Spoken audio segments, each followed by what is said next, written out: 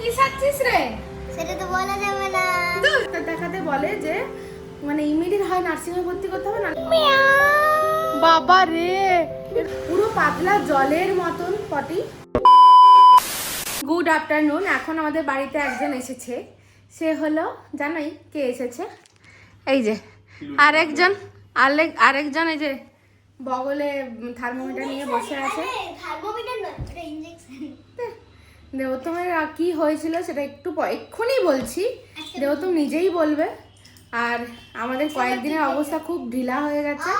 হ্যাঁ হ্যাঁ, আমি আজকে কিন্ডার জয় থেকে পেয়েছি। আচ্ছা ওটা তো দেখাবো, ওটা দেখাবে, আমি দেখাবো। আর আমাদের কয়েকদিনের অবস্থা ঢিলা হয়ে গেছে, তো কেন কি হয়েছে সেটা তো দেখাবো। আর লুলু এসছে, সেটা তোমাদের সাথে শেয়ার করবো, তো ভিডিওটা দেখতে থাকো। সারাদিন একা একা খুব বোর লাগছে, তাই বাবুকে ডাকা হয়েছে। বাবু আয়, একটু মনটা ভালো হবে। এই যে কাঁচু এসে, বাবু তোর তো নতুন জামা, এটা দেখা দেখা দেখা দেখি। বাবা দারুণ তো রে জামাটা, হ্যাঁ খুব সুন্দর তো, মানু গুচি কথা করে। আর এখানে আমাদের এখন মানে ওষুধপত্রে ভরে গেছে। এখানে এক পলিথিন ওষুধ। এই যে ওষুধের মালিক হচ্ছে এই যে, বাপ রে, ওষুধের মালিক হচ্ছে এই যে, মালিকের চোখ টোক বসে গেছে। জোয়ান শুধু নেই বাবু, এখানে হোমিওপ্যাথি ওষুধ। এটা তো দুধ ছেড়ে দে, এটা আমার দুধ। হোমিওপ্যাথি ওষুধ, সামনে মুড়ি, সব হোমিওপ্যাথি ওষুধ, চারিদিকে মুড়ি। এই যে তোমার কি হয়েছিল? হ্যাঁ হ্যাঁ, কি বাবু? আমি কেন বলবো? নিজে নিজে আমি তো বলবো না, আমার কিছুই হয়নি। আমি তো বলবো আমার ফুচকা খেতে হবে এখন, আমার একটু গোলাদার ফুচকা দরকার। আমি তো বলবোই না কিছু। আগের দিন যে ভিডিও করেছিলাম, যে বললাম যে দেবতমের ট্রেন আছে, যেদিন ট্রেন আছে, যেদিন রাত্রিবেলায় ট্রেন, সেই দিন সকাল থেকেই শরীরটা খারাপ শুরু হয়। ভালো হয়েছে আটকে গেছে। কত শরীর খারাপ বলতো গো মামা। ঠাকুরও চায় না যে মামা একা একা চেন্নাই যায়। আচ্ছা, তো সেদিন থেকে রাত্রিবেলা থেকেই শরীর মানে সারাদিন সকাল থেকে শরীর খারাপটা শুরু হয়েছিল। রাত্রে ওর 1:20-তে ট্রেন ছিল, 1:25-এ চেন্নাই মেল যেটা আর কি ছিল। তো সকাল থেকে শরীর খারাপ হয়েছিল মানে কি দিয়ে, তারপরে রাত্রেবেলায় মানে এতটাই অবস্থা খারাপ হলো যে রাত্রেবেলায় ট্রেনে কোনো পাঠানোর মানে সময় সুযোগও ছিল না, পাঠানোটা ক্যান্সেল হলো। ঠিক আছে, ট্রেনের টিকিট তো গেলই, টাকা তো গেলই, ছেড়ে দাও, ওই টাকা ফাঁকা বাদ দাও। তারপরের দিন থেকে সকালবেলা মাথা তুলতে পারলো না, প্রচণ্ড হাই ফিভার। ডাক্তার দেখাতে বলে যে মানে ইমিডিয়েট হয় নার্সিংহোমে ভর্তি করতে হবে, নাহলে যদি পারো তাহলে ঘর থেকেই তোমাকে সেলাইন দিতে হবে। সারাদিন সেলাইন চললো, সারাদিন সারা রাত সেলাইন চললো। মানে টোটাল আমাদের সকালবেলা অবধি 4টে সেলাইন চলেছিল, মানে সেলাইনটা ঝোলানো ছিল, ওই দড়িটাও টাঙানো আছে। সেলাইন টেলাইন চললো। জ্বর কিছুতেই নামলো না, মানে প্রত্যেকটা মানে ক্যালপল খাচ্ছে, তাতেও জ্বর কমছেও না, কিচ্ছু না। 102, 2.5, 3 জ্বর। তারপরের দিন যখন আবার ডাক্তারের কাছে যাওয়া হলো, বললো যে ডায়রিয়া হয়েছে, ভাইরাল ডায়রিয়া। মানে কি বলবো, সেই দিন গেল, সেই দিন জ্বর মানে ডাক্তারবাবুকে বলা হয়েছে যা যা প্রবলেম, পেট খারাপ, হ্যান ত্যান, জ্বর, হাই ফিভারটার জন্য আরও বেশি ভয় লাগছে, কারণ জ্বর কিছুতেই কমছিল না। সেই দিন ওষুধটা খাওয়ার পর রাত্রিবেলা থেকে জ্বরটা আসা বন্ধ হলো। তারপরের দিন থেকে শুরু হলো প্রচণ্ড পাতলা পায়খানা, পুরো পাতলা জলের মতন পটি।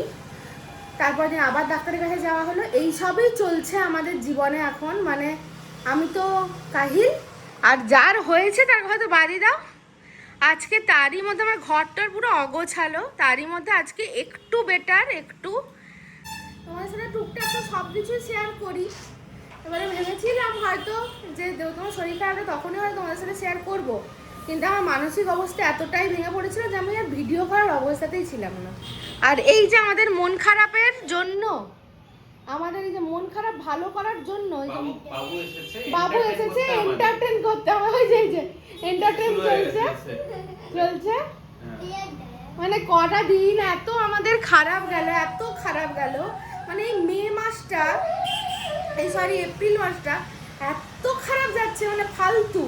মানে যখন শরীর খারাপটা হলো তখন তো ট্রেন তো গেল, ট্রেনের টাকাটা তো গেলই, সাথে সাথে আমরা একদিন পরে যখন দেবতম বললো অফিস তো যেতেই হবে, তাহলে ফ্লাইটটা বুক করি। ফ্লাইট বুক করা হলো, তারপরে শরীর আরও ডিটোরিয়েট করলো, ফ্লাইটও গেল। ফ্লাইটের ক্যান্সেলেশন তো চার্জ নেই, আমরা তো পাইনি কিছু। ক্যান্সেলেশন চার্জ হয় না তো নাকি ফ্লাইটে? না, ওখানে অপশন থাকে বুকিং করার সময়, তুমি রিশিডিউল কিংবা ক্যান্সেল করতে চাও নাকি, তাহলে সেই রকম ভাবে বুক করতে হয়, তাহলে একটু এক্সট্রা টাকা লাগে সেই সময় আর কি। ও দিয়ে সেই রকম করে বুক করা যায়। এবার আমি তো জানি শিওর যাবো, আমার কি শরীর খারাপ যে আরো বেড়ে যাবে সেটা তো আমি বুঝতে পারিনি না। ওটাই। তো সেই হিসাবে বুক করা, দিয়ে সেই হিসাবে বুক করতে গেল আর সে গেছে আর কি। আবার যাওয়া হবে নেক্সট উইকে, তখন আবার টাকা হবে। আশা করি আবার যাওয়া হবে নেক্সট উইকে। মানে ঠাকুর করুক ও সুস্থ হয়ে যা। ওর এই অসুস্থতা, এত বছর প্রেম করছি প্লাস 3 বছর বিয়ে হয়ে গেল, জীবনে দেখিনি এই রকম ভাবে ওর সেলাইন চলছে চোখের সামনে। নিজে যখন দেখছি মানে মনটার ভিতরে যে আমার কি হচ্ছিল সে আমিই জানি। হ্যাঁ দেখেছি কাঁচা কোথাকারে। এটা কি হচ্ছে বাবু?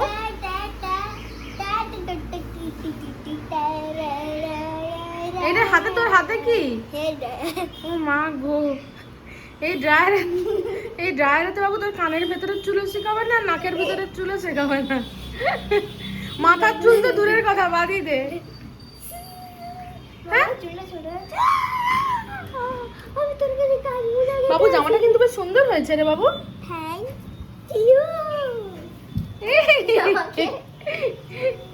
এই যে বাবুকে সাজানো হচ্ছে। বাবু কি সাজছিস রে? সেটা তো বলা যাবে না। বাবু বাবু দেখি বানর বাচ্চাই লাগছে বাবু, জানিস তো ওকে? না এরকম বলো না, আমাদের কিউটিটাকে। বানর বাচ্চাও তো কিউটি দেখতে হয়। আমার নাক খুঁড়ি আছে দে। বাবু চোখটা গোল গোল ঘুরাচ্ছে।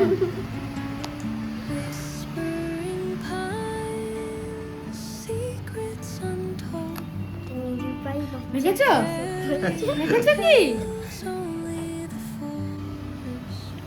সুন্দরবনের বাঘ, সাদা বল, সাদা বাঘ।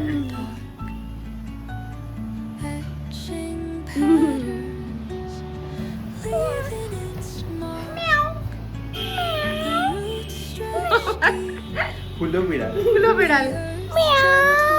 বাবা রে, এ তো গায়ে উঠে পড়ছে রে বিড়াল। ই বাবা রে, সামনে চলে যেতে হবে।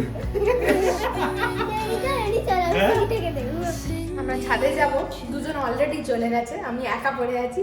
এখন ছাদে যাচ্ছি, গুন্ডাগুলো কি করছে দেখি দাঁড়াও। কি করছিস নাকি? বাবুকে বলছি ভয় লাগলে কি বলবি, জয় হনুমান। বাবু তাতেই তাতে গুটি পোকার মতন গুটিয়ে যাচ্ছে নাকি? আচ্ছা গুটি পোকা হয়েছে বাবা। একটু আগে নাকি বিড়াল সাজছিল, হনুমান কোথাকারে। আবার কি ব্যাং বাচ্চা কে জানে? হ্যাঁ কেমন করছে বাবু? এই গাছটা না ফুলটা ফুটেনি গো। ফুল ফুটেছিল আর এই গাছটা ফুলগুলো শুকিয়ে গেছে। কি গাছ রে? এটা গাছ জানি না বাবু। আমি লাগিয়েছিলাম বাবু, জানিস তো? কি গাছ? এই গাছটাও তো মামা লাগিয়েছিল। হ্যাঁ আমি জানি। এই গাছটা মামা। আমি ওখান থেকে চলে আসি। কেন ওখান থেকে কেন যাবো? বলছে মিমি ওখান থেকে চলে আয়। এই আমি এরকম আছি। কোথায় গেলি? আজকে বাবারে, কিন্তু হাওয়াটা বাবারে, বেশ বাবারে। মস্তি হাওয়া দিচ্ছে, বল বাবু। কি হাওয়াটা? হ্যাঁ ভালো হাওয়া আছে, আর ছাদে বেশ ভালো হাওয়া আছে। মানে এসি, মানে ঘরের এসির থেকে এই হাওয়াটা অনেক আরাম আছে। আরাম। হ্যাঁ ঠান্ডা কম কিন্তু শান্তি আছে। হ্যাঁ, চাঁদ বাবাজি উঠেছে। হ্যাঁ হ্যাঁ বলো। করছি রাম ওয়াক। র্যাম্প ওয়াক কর। বাবা এ কি ওয়াক রে বাবা? এ কি মিনি বিড়াল ওয়াক রে বাবা? বাবা এই যে আমাদের কাঁচু এত কাজ করে, এই চেয়ারটা বই এনে দিল। আমার এতে কোনো এই যে কষ্ট নাই। এই যে কাজ করেছে, এই কাঁচুকে একটু ধরে দাও, কাঁচুকে একটু ধরে দাও। এত বড় পাহাড় প্রমাণ একটা দেওয়াল পেরাচ্ছে বাবা। লোকের বাড়ি চলে গেল। হ্যাঁ হ্যাঁ পাঁচিল টাচিল চোখে লোকের বাড়ি চলে যাচ্ছি। আরে আরে বাড়ি লোকের যাবো? বাড়ি রে গাধা। তা আমাদের না ওদিকটা যাস না। কি বাবা চোট তোর, এ বাবা হ্যাঁ কার বাড়ি চলে গেছিল? হ্যাঁ পাশের ঘরে, এটা আমাদের ঘর, এটা লোকের ঘর। এই দেখ পাঁচিল। হ্যাঁ আজকে দেবে তোকে বুঝবি। দুঘা দিয়ে দিল।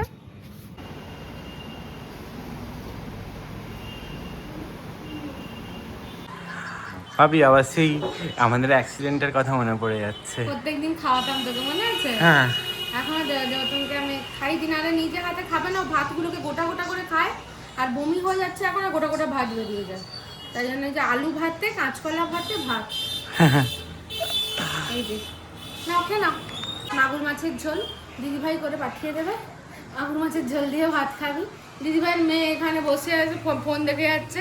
ফানি কমেন্ট দেখছে, ফানি কমেন্ট নাকি? এই বাবু ফোন দেখে দে, আর ফানি কমেন্ট দেখতে হবে না, কাঁচি চলে আয়। কি দোকানদার? বলুন আপনার কি লাগবে? হ্যাঁ আপনার কিসের দোকান তো বলুন আগে। সব আছে। হ্যাঁ সব আছে সব। সব মানে কি সব?